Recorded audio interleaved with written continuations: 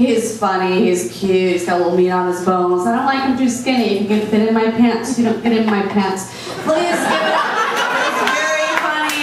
Yeah, regular here in our shows. Let's give it for Stephen Leifer. Give it up for Leifer.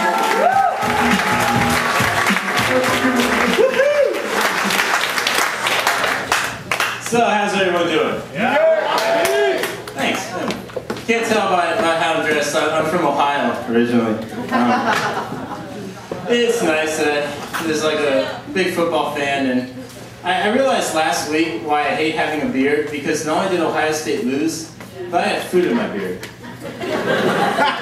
The year before, I actually had the pleasure of going to the Ohio State USC game in LA. And the scary part wasn't the actual game. It was finding the car after the game. I don't know if you know that neighborhood. It's not friendly. It is scary. It's like me and a bunch of Ohio guys, and trust me, you don't want to be wearing red in that neighborhood. We're just scared to death. I'm like, look, if anybody comes near us, we're Obama fans. Speaking of Obama, he was on the, I think he's the president or something. He was on the news like a couple of weeks ago. He says, like, you know, about healthcare, we have to act now before it's too late. The last time I heard a guy on TV say act now, I want a damn timeshare. We won't go to Vegas third week in October. So, anyways, I'm originally from Ohio, came to California, and I noticed right away there was like a difference, because my last name is Leifer, and when you're in Ohio, you say your last name's Leifer, people are like, oh, are you in the military? No, it's just my name. You come to California, say your last name's Leifer, like, oh, you been in prison? No, but actually, apparently a big thing in California, in, well, the prisons at least, is the guys write letters and they get girlfriends in prison. And they pick up girls somehow in prison. Here's my thing. If you're in prison and you're trying to impress a girl, what do you brag about? It's just me. I don't know. Anyways, I came here and I made a mistake when I first came to California. I made a mistake. I moved to Lancaster.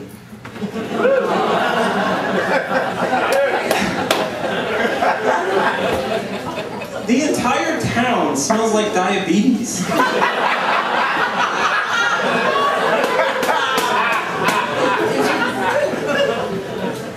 If you look at like all the streets this way are like A, B, C, and then this way they're numbered, it's a bombing grid. G7, you sunk my meth lab.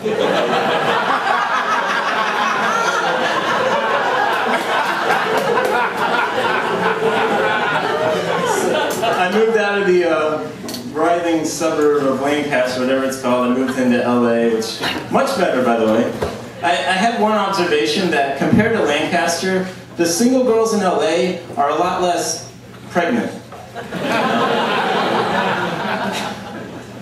I try and like you know keep a manly image. That's why I got a cat.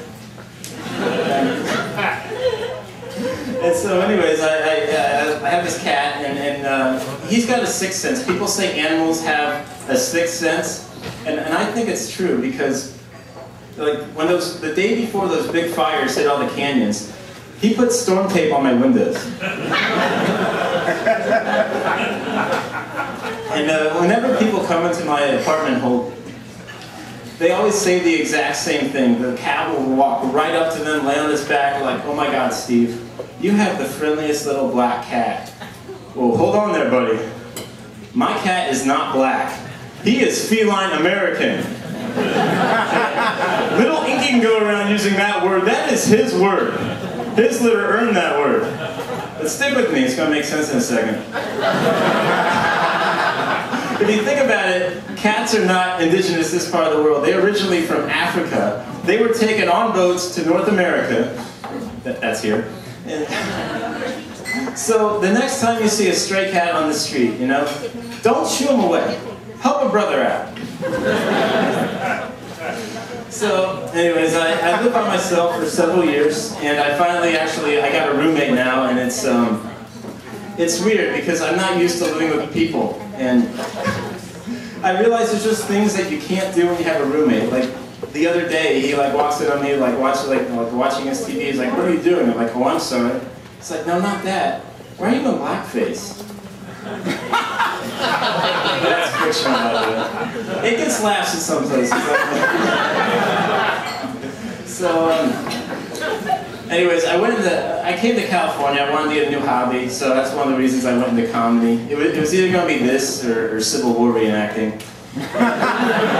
And it's just really easy to do. The war was very organized. Do you think like 50 years from now we'll have Iraqi war reenactors? So, I meet a lot of comics around here. They always say, you know, I'm going to be like big and famous someday. Like, you know, I'm going to make it. I have a plan. I'm like, so did John McCain. I didn't come here to make it famous. I came here to be an engineer, and I think I already made it.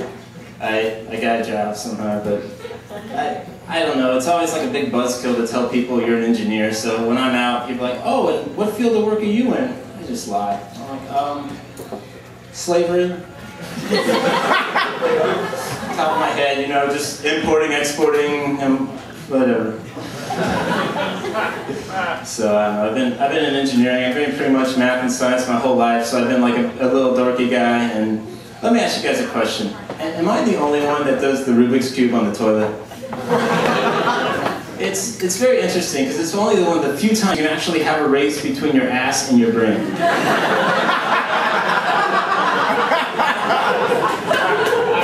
And no matter who wins, I'm relieved. All right, my name's Steve. Thanks very much.